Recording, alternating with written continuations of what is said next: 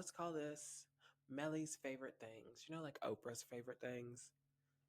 Melly's favorite things.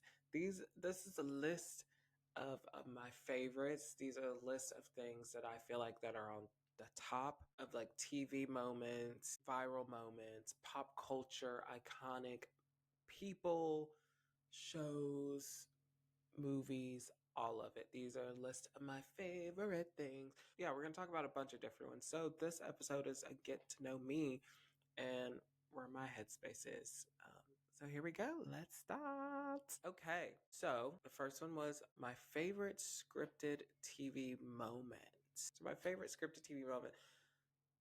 So I'm also a really indecisive person. I'm very indecisive.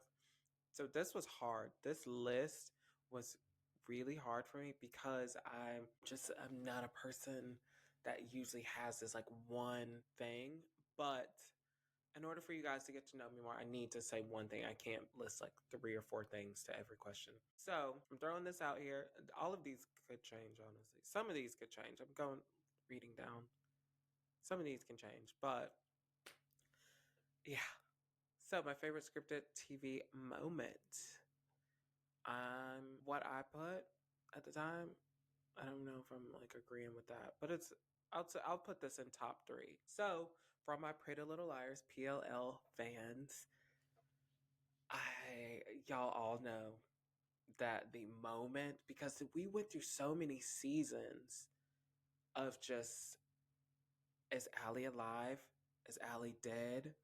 And then I think we got into a season where it was just like, okay, she might be alive, because we all thought she was like dead for the most part, people that didn't read the books. So the moment, I think it was a Halloween episode, I probably should have looked this up, but the moment that we found out that, and we saw her, because we had these like clues and we just had all of these little moments. So the moment where homegirl turned around, her blonde curly hair whipped around, and she's standing in front of all 4 of the Pretty Little Liars, and they finally see her in the flesh, not a mask, because there was like a moment where I think A was wearing like a mask, or just people were wearing a mask. I don't fucking remember, of like Allie's face, but it was Allie standing there. Oh my gosh.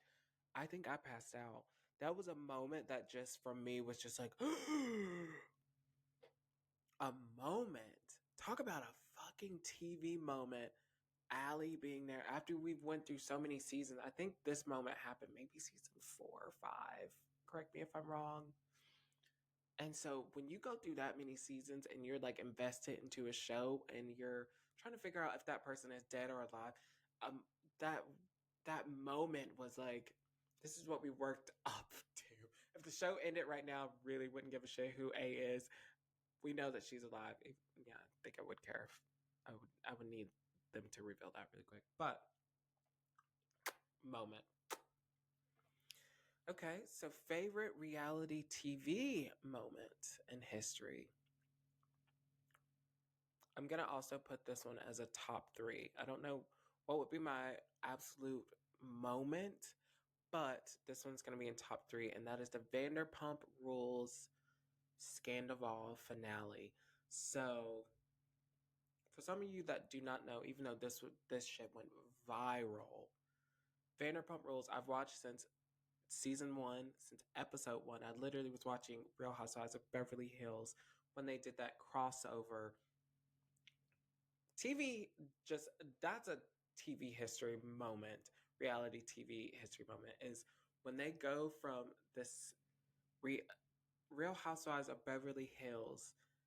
And I think this was like the first time it has ever been done. The spinoff, Vanderpump Rules, they go from the end of the episode on Real Housewives of Beverly Hills, the one of the wives going on a, what was I about to say, a date. That would be kind of weird. A date with the mistress. What a plot twist. That would have been lit though. Like Brandy and Sheena like going on a date. Like after they both dumped the husband. Just like, okay.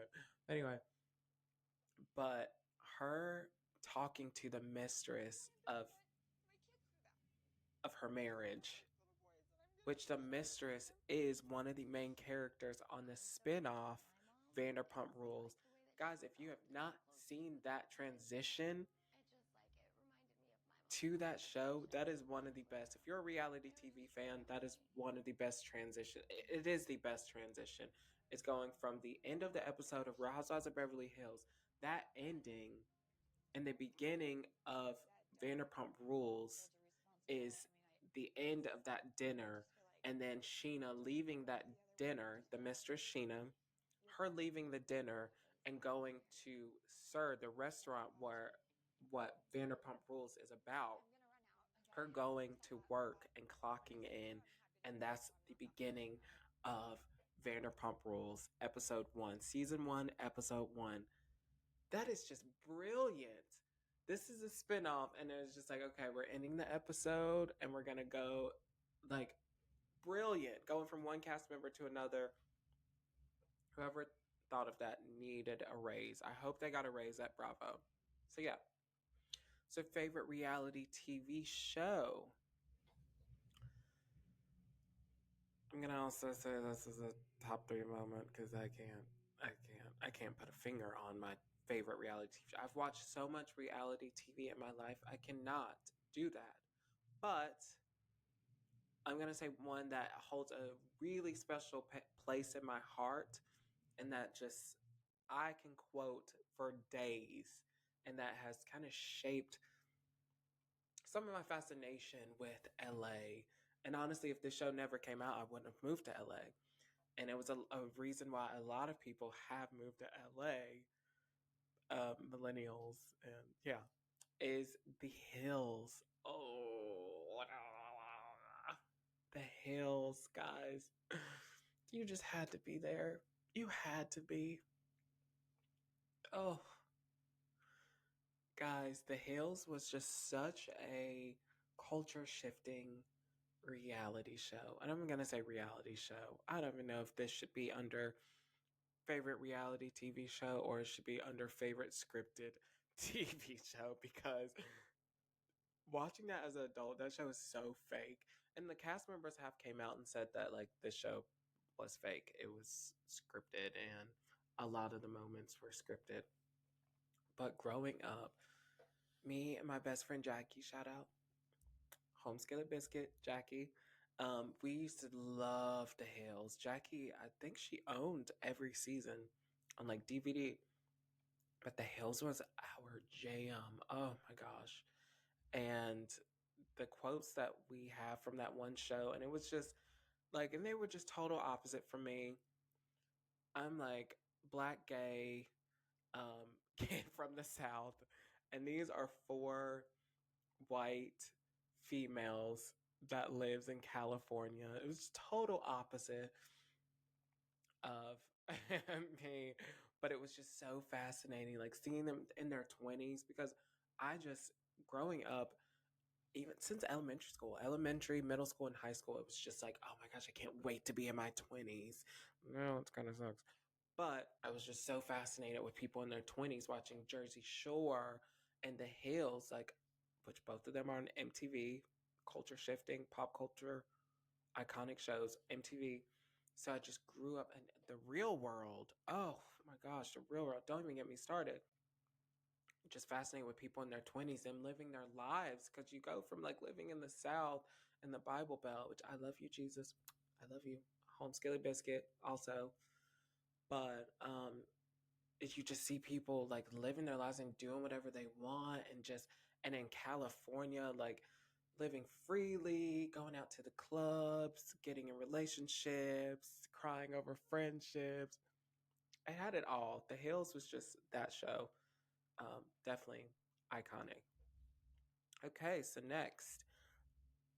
Oh my gosh. Okay, and yeah, and I guess I also wrote down one of one of my most quoted from that show was, "That's all I want.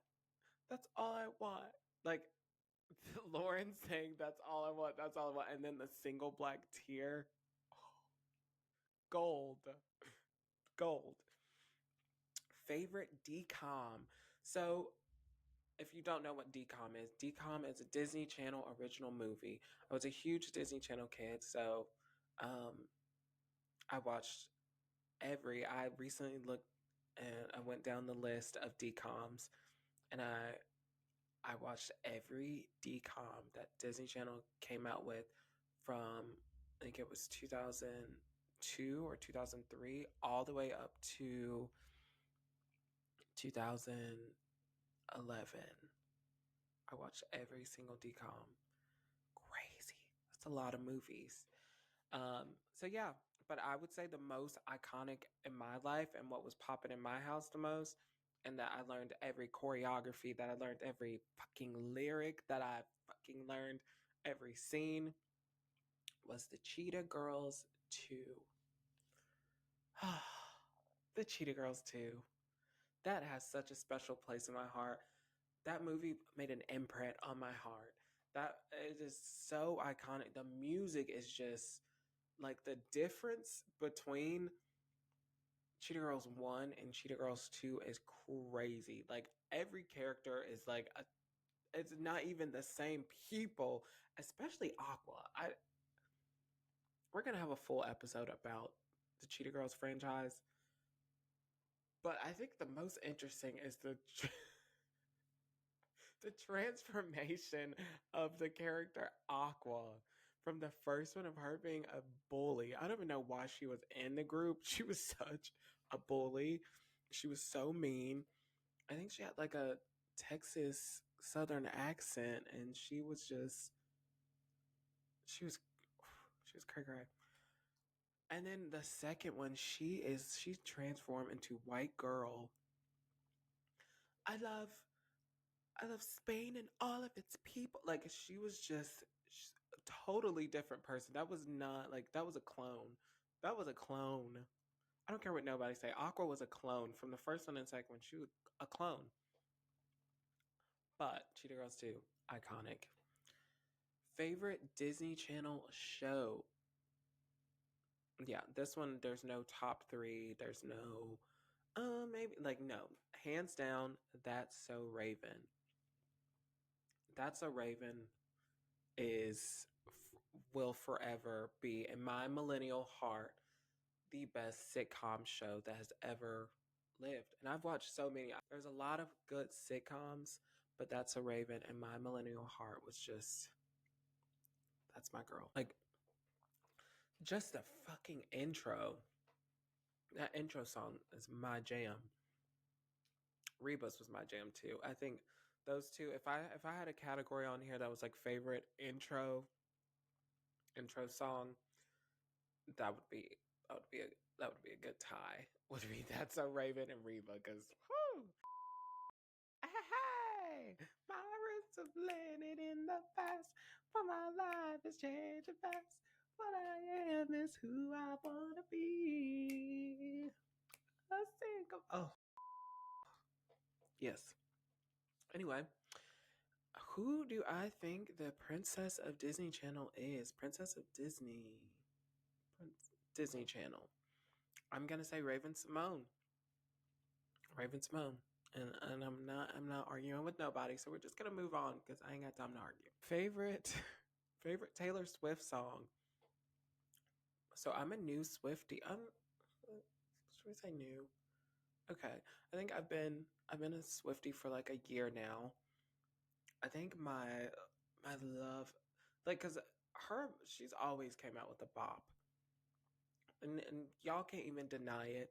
So all of y'all that are rolling your eyes at this part, fuck off, because everyone knows at least 3 Taylor Swift songs. If you like it or not, she just has impacted the culture. She really has. Taylor Swift, she has impacted the culture, and some of y'all that are just like, I hate Taylor Swift. There was someone that told me, like, oh, I hate her. You don't fucking know Taylor Swift to hate her. And why would you hate her? You can say you hate her music, but hating her, Homegirl is sweet. Homegirl is one of the sweetest people in the industry. And I don't fully know her, but how many stories have you read of her being a total bitch or her being rude to people? Yeah, I became a big Swiftie. When All Too Well 10-minute version came out, that's what brought me over to the other side. Like I've always liked Taylor Swift. I always liked the music that she would come out with, like the singles that she would come out with on her albums. I'd like the choices that she picked, but I started really fucking with Miss Swiftie, that 10-minute version of All Too Well. I even have a friendship bracelet. It says All Too Well. I don't know if y'all can see that. All Too Well. That one of the customers at my work gave me, which is really cool. But my favorite T Swift song, I'm gonna say Blank Space. Blank Space, and I know for the people that are Swifties that are watching this are probably like, what the fuck? Like you pick one of the most like just like an easy pick is Blank Space. But for me, it is not. I have this thing, which I will get deeper into on another episode, but I have this thing where the universe is just, I have moments with the universe that are so wild. And my close friends know this and family members know this about me. That I have moments where I'm like, whoa, how the fuck? I'm gonna keep bumping into this. Where I'm like, how the fuck did this happen? Like, where things will just line up, or I'll be like talking about something and then it'll come up, or thinking about something, and it literally would just, and Blank Space have been that song. I will talk about it on another day, but that's all you need to know. Favorite T Swift song is Blank Space. Favorite pop culture history, pop culture movie. Okay. I don't know how I wrote that. Favorite pop culture history movie moment? Movie. Okay. I'm going to come out and say it. Mean Girls. Mean Girls to me is, when I think of pop culture and millennial pop culture, I can't think of a better movie to choose. Mean Girls has been quoted through generations. We have people that are not just millennials, people that are older and younger, and the new generations coming up now that still quote Mean Girls. It just, that is endless. And Mean Girls is one of those rare movies that every single character in that movie has at least 5 quotable moments. I'm gonna say Mean Girls. Favorite pop culture movie line? I say for me, this was so bad. I'm reading what I put because I made this list like a week or two ago. Favorite pop culture movie line. Okay, so for some people, basically, if you ain't black, this is gonna be like, oh my gosh, this is so fucked up that you said this. But it's you a dummy bitch.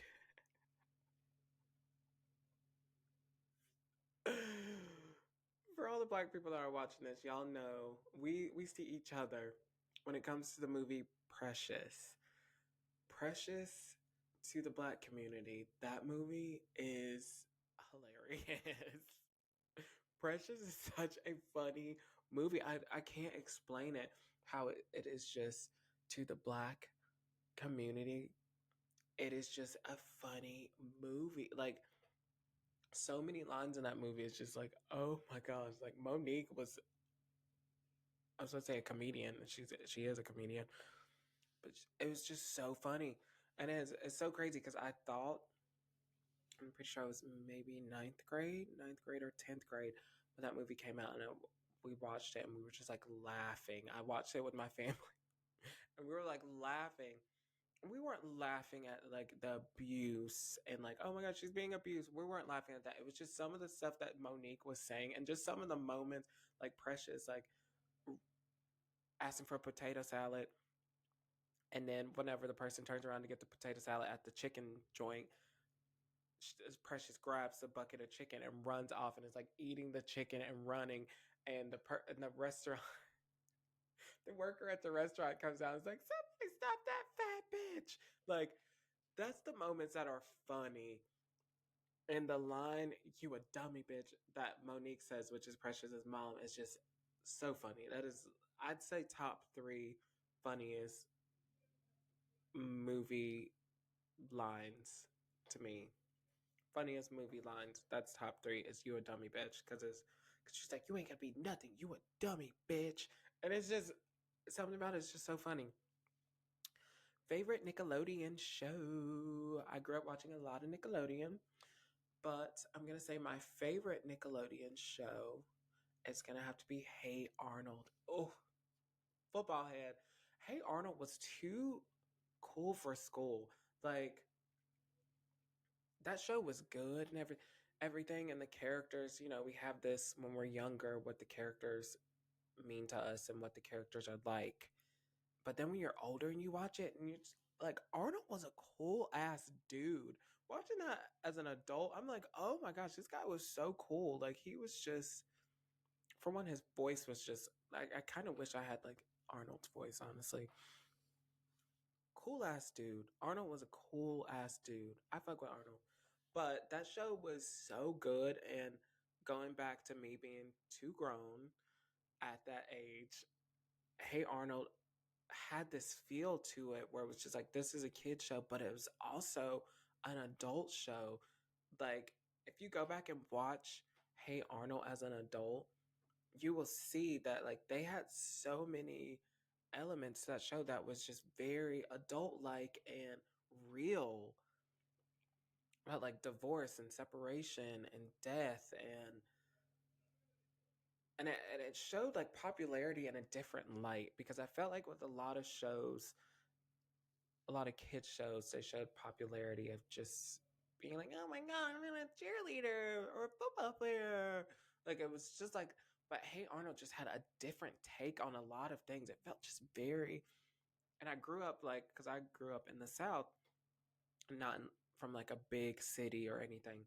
So Hey Arnold being in like it had the city like feel about it. It was they were lived in the city, and so they had the alleys and them like getting on public transportation and everything. So that was just like, oh my god, this is how it is. Hey Arnold was, it was everything. Favorite Cartoon Network show? So for this one, I'm gonna say this could also be a top 3. I can't really put my finger on the top for me, but I'm gonna say Teen Titans. Whew, that show, y'all, had such a hold on my heart. Teen Titans. How did I watch all of this? Like, now that I'm like talking about all of these things, I'm like, how did, who has the time to watch all of the things that I've watched growing up? Literally going through every channel, y'all. And I haven't even talked about Lifetime. I even watched Lifetime growing up. Who had the time to watch all of this? Yes, I did. But Teen Titans was my jam. Teen Titans was my jam. Um, Hero nerd here. So Teen Titans was just, oh, and just seeing Robin, like, grew up watching Batman and Robin and stuff. So like Robin having his own team, and that show was just perfectly made. Can't say the same about the live action Titans, but the Teen Titans original, not Teen Titans Go. That show can go fuck itself. But the original Teen Titans was just such a special show. And y'all know, the people that know, they know. I don't have to explain anymore. Favorite award show moment? I was big into watching award shows growing up also. Sometimes I still watch them, sometimes not so much, but I, yeah, grew up watching a lot of award shows, Oscars, Emmys, VMAs was a top of the list for me, and BET Awards. Those two were tied for top for me. It's BET Awards and VMAs, and then there was like MTV Movie Awards, things like that. But those two. But my favorite award show moment out of all of the award shows I watched was the Janet Jackson, Michael Jackson tribute. That moment was so special. That moment was just oof. And I think they also had like this little documentary on MTV, either leading up to it or after. She had all of the top choreographers. They were the backup dancers, and it was just such a moment, such a beautiful moment, such a pop culture, just history. Yeah, I got chills just thinking about it. Favorite Bring It On. Bring It On is they've had like what 6 or 7. I've watched all of them except like I think the last maybe 1 or 2 because it's so whack. My favorite Bring It On. Oof, I'm gonna say All or Nothing. That movie is so problematic. That movie is so funny. Is so quotable. I still literally the other day at work I was like Shabuya, Shabuya, rock on. Like Bring It On, All or Nothing is just chef's kiss. And we will have a full episode of Bring It On movies in the future. So yeah, favorite Britney Spears song. Can't talk about pop music or pop without bringing up, in my opinion, the queen of pop, and that is Miss Britney Spears. Yes, yes, yes, yes. I'm saying the queen of pop is Britney Spears. You can't name a pop artist these days or a pop artist that has came out past 2006 that was not inspired by Britney or their team was inspired by Britney. A lot of them, the artists, they do credit Britney when they are asked like who inspired you and what made you choose this, and a lot of them say Britney. And the ones that don't say Britney, their team was inspired, and they just probably didn't fill you in with that. But their team was inspired by Britney, and that's the reason why you're dressed like that, or you're singing your part like that, or your choreography is like that. A lot of it's choreography. I feel like Britney really did bring that like type of choreography, that style of choreography where you see it with pop artists nowadays and you're like, I see some Britney in that. Like the way that they move their hands, it literally could be the simplest thing, but we've all had that moment where you just Britney. It's like it has its own light bulb. You have that light bulb, you have an idea, and you have that light bulb. And you listen to pop music, and you see music videos, or you see them performing on stage, and you're like, Britney. That's the impact that she has. Favorite Britney song? I'm gonna say "Gimme More." My friend, one of my good friends, Swati, actually reopened my mind to that song because growing up, "Gimme More," when that came out, I was just like, oh my gosh, this is the downfall of Britney Spears. Like she had the black hair, she dyed her hair black. She was on the stripper ball. It was just like, oh my gosh, like "Gimme More" was just not on my radar at all for Britney fans. No pun intended. For people that know Britney Spears songs, that was not on my radar. But one of my good friends, Swati, um, we we were getting ready to go. We were getting ready to go to like a Halloween party, and we were listening to music. We had music blasting on a speaker while we were getting ready, and I think we were like taking shots and just like dancing. And she turns on "Give Me More," and I'm like, I'll listen to it. And plus, I was tipsy, so I'll listen to almost anything.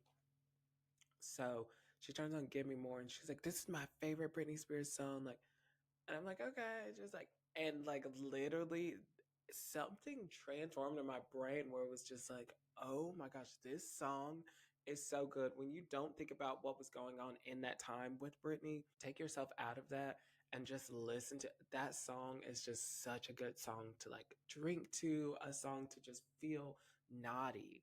We all have that song or songs that you just listen to and you want to feel naughty and you want to just feel like you're a different person and that you're about to go out on the town and just do whatever your heart desires. That's one of those. Give Me More is just, yeah, when it comes to some of my favorite things, I have so many more favorites coming up, but I just wanted to give you a little something something so you can know where I'm at. So thank you guys for tuning in. Until next time, I want you to like, subscribe, follow, comment, like everything. Welcome to My Pop Heart. Until next time.